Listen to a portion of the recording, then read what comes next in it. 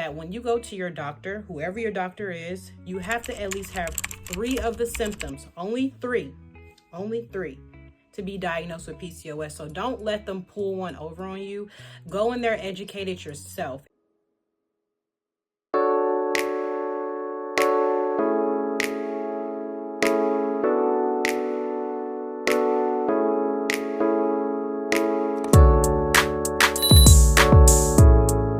Hey y'all, welcome to my channel. I'm Brianna, aka PCOS Can't Break Me. Thank you so much for tuning into this video today. I'm going to be discussing my symptoms that I've been having on this PCOS journey, and I would love to just spread awareness and help any woman of color that's been experiencing some of the symptoms that I've been experiencing, and let's reverse it together. So the first thing that I want to start with is talking about what exactly PCOS is. A lot of us don't know because our doctors don't know. When we go to our doctors and tell them that we have in 2 periods a month, or we're not having a period, or our period's only 1 to 2 days, or our bleeding is light, not heavy, you can't have kids, you can't conceive, you're having facial hair growth and all that, that's PCOS. And the main thing to know is that when you go to your doctor, whoever your doctor is, you have to at least have 3 of the symptoms, only three, to be diagnosed with PCOS. So don't let them pull one over on you. Go in there, educate it yourself. It's okay to want to learn about something from the physicians, the doctors, the gynecologists, the endocrinologists, whoever, but do your own research. Do your own research. So PCOS is a polycystic ovary syndrome. It is a hormonal disorder in women that affect us women during our reproductive years. Now, back in my early 20s, because I'm 31, yes, 31, and in my early 20s, I started having these symptoms of headaches in the morning when I wake up, feeling dizzy, feeling unbalanced. Infertility was already one, because that was something that I was struggling with a past relationship, and they made me feel so bad about myself because I couldn't conceive, and I thought it was something major, but now I know what it is. I'm able to dissect it and get to the bottom of the issue. But the infertility was the issue, and my hair was falling out so bad. One side of my head is longer than the other side. My hair is very thin. It's not thick. I can never keep my hair long. I used to have very healthy, beautiful hair. As I got older, in my 20s, my hair just started, like, I can brush it, it's falling out. Wash it, it's falling out. I didn't change hair products so many times. It just wasn't working. My acne, I normally don't have a lot of acne. My skin is kind of clear, but when I do, when my cycle is coming, my face, I get these big cyst pimple looking things, and they hurt, they burn, and it's not a good experience. It's not a good experience, as well as feeling fatigue, or what else, my weight gain. Now I'm going to post some pictures so that you guys can see, like, my weight has been doing this for years. Literally, it's been doing that for years. And I could never understand why my weight was going up. One week I feel like I'm just sexy as, and then the other week I'm feeling like Rasputin's cousin. Like, what are we doing? So those were some things that I was just experiencing, not knowing that I had PCOS. But once everything came together, it all made sense. Next, I want to talk about, what did I end up doing? Like, once I started experiencing all these crazy things going on with my body, what did I end up doing? So I got on YouTube, I got on Instagram, I got on Facebook, I got on whatever, and I just started typing the letters PCOS. And so many things would pop up, all these different women going through the same thing. It felt good to be in different communities on these different platforms that social media offers, because I felt like I wasn't alone anymore. I felt like, well, they're going through what I'm going through, so let me go ahead and go over here with them and have this conversation with them so they can tell me what they've been going through, what they've been doing to help. I haven't really done anything major to switch up anything. One thing I did incorporate were vitamins. I started taking the omega-3, the fish oil. I started taking inositol. I started taking magnesium. I started taking berberine. Is that how you say it? Berberine? And then it's one more. Vitamin D and vitamin D. So those are the 5 vitamins that I started taking on my own to see if I was seeing any changes. But honestly, I wasn't. I'm going to be very honest with you. I wasn't. I thought one time I psyched myself out and I thought I was feeling like a little bit better. My energy was, but I wasn't, because I was feeling the same, nauseous, dizzy, unstable, just everything. So I don't know if they really were helping me, but the reason why I haven't really tried anything else, because I'm waiting to have this conversation with my doctor on tomorrow. Actually, today is Wednesday, so my appointment's on a Thursday.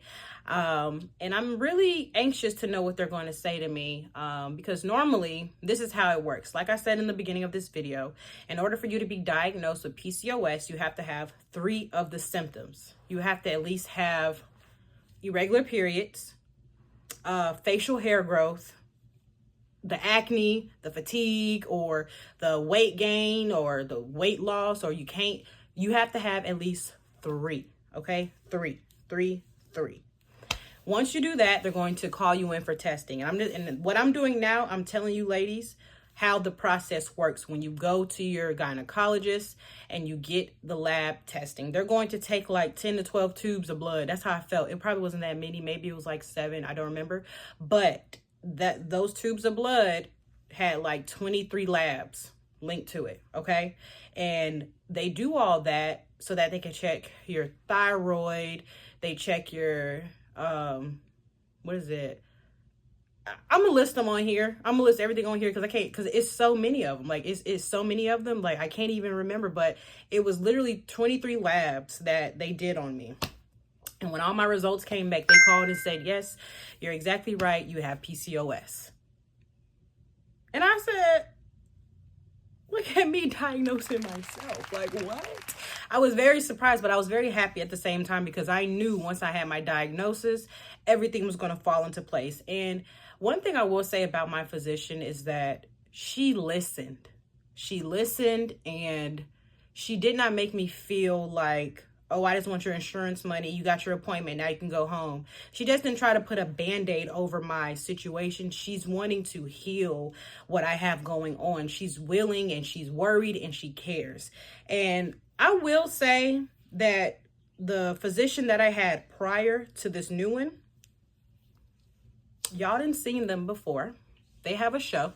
And I just didn't feel the connection. I just felt like, you're in, you're out. You're in, you're out. Unless you were actually pregnant and had a baby in your belly, they wasn't trying to, And I was telling them for a long time, like, there's something wrong. And she just kept saying, well, what if it's your boyfriend? What if it's not you? Can you run the test, lady, and just see if it's me? So that's how that went. But I am grateful for my new doctor. I am going to vlog this journey as much as I can when I am in the doctor's office. Of course, I'm going to ask permission, even though they got a big sign that says no recording. I'm still going to ask and say, hey, I have this vlog going on. I would like to record my journey. But on tomorrow's appointment, I'm very excited to find out my results and of my ultrasound. I had an ultrasound on Monday. Monday, they did an internal and external ultrasound. The ultrasound consisted of them sticking a camera inside my vagina, and they were looking at both ovaries, all in the uterus. They were just making sure. They were trying to see if I had any active cysts on my ovaries or in my uterus. I don't know if they found any, because that's what that conversation is for tomorrow. Then they did the external, where they got the gel, and they were on my stomach, or my abdomen area, the lower abdomen area, and just trying to see what she can find. I wanted to ask that lady so bad, the ultrasound tech, what do you see? Do you see something? But I was like, let me just wait. When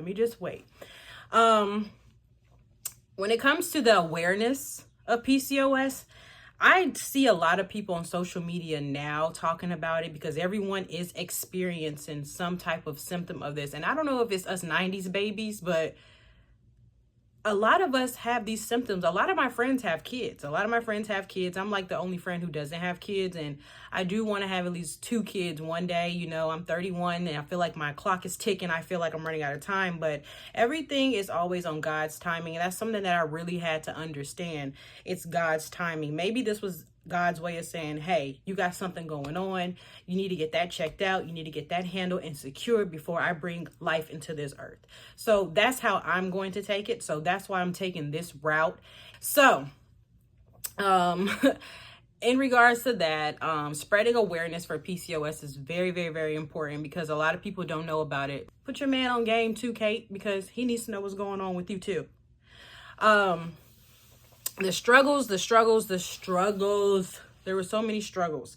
Emotionally, I am a crybaby. Yes. People that know me, I come off as like, I'm cool, I'm this, I'm that, but I be crying. And I just sometimes, it's like I said, when I wake up in the morning, I don't feel like doing life. I just don't have the energy. And I wake up dizzy. I wake up feeling like I'm going to faint, feel like I'm going to throw up. Headaches. I just feel very unbalanced. You know how when you bend down too long and all the blood rushes to your head and you feel unbalanced? That's how I feel 24/7, 7 days a week. Right now, I'm feeling pretty good because I prayed. Before I made this video, I prayed and said, God, I need your energy to run through me so that I can make this video for these women just like me who don't like to listen. That's me. I don't like to listen, but needs to be educated on what's going on in our bodies, especially the Black women or women of color. Now, I have nothing against white women. Let me tell you something. I love everybody. I love everybody, but I'm a Black woman, so I got to represent for us. I got to represent for those who don't know what to do, or for those who don't have that older sister or their mom or their grandma or their auntie in their life to tell them, hey, this is what's going on. You need to go do this. So this is what my video is for, to spread awareness about what can be done, what you should and should not do. Now, I've been talking about all the things that I've been doing in the beginning, my symptoms from my doctor's appointment. The things that you shouldn't do is let somebody tell you to get a hysterectomy. Don't let these doctors say that, oh, your uterus is bad, or oh, your ovaries are this. No. Don't let them cut anything out of you, because I'm telling you, if I knew then, back in the day, what I knew now, I wouldn't have allowed my mother to get a hysterectomy. She got a hysterectomy because the doctor told her that the cyst or the fibroids, whatever she had going on, I was young at the time. I was in high school. I wasn't that young, but I was young. I had sense. But she was having a ovarian cyst or fibroids or something going on. If I would have known that PCOS was an actual condition, I would have had her tell the doctor, hey, what if this could be PCOS? Why you didn't run the test? And it's like, sometimes when you do go into a doctor's office, you have to go in there and tell them, hey, I researched this and these are my symptoms and these are the symptoms and this is what the internet is telling me what this is, so that they can go into detail and do their research and come back to you and say, hey, you were right. So let's work together and figure out a treatment plan, or let's work together and figure this out. I wish I had that in the beginning with my gynecologist, but the gynecologist I have now, I love her. I actually do. But yeah, like, don't let these doctors cut on you.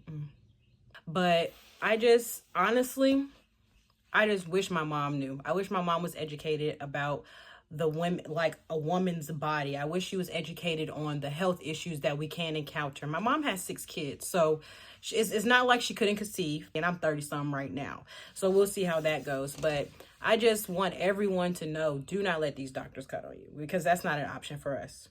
For us Black women, we have to stand together and build a guard against anything that the government tries to do to us, because that is not what we're doing.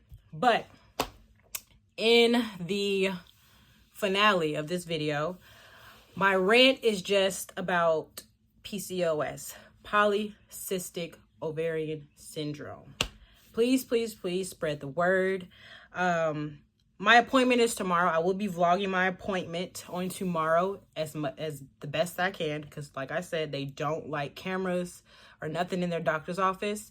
And I'm definitely going to take y'all along with me on this journey. I hope that this video definitely helped you learn more about what PCOS is, brought some awareness to anyone that's suffering from PCOS, and definitely subscribe to my channel and like it. I'll be posting more videos like this. I'll be sharing some recipes that I'm doing. I'll be sharing my workouts. And once I, get all the information that I need tomorrow for my appointment, I'll have a more detailed informational video for everyone. So thank you so much for watching my video, and I hope you'll be back.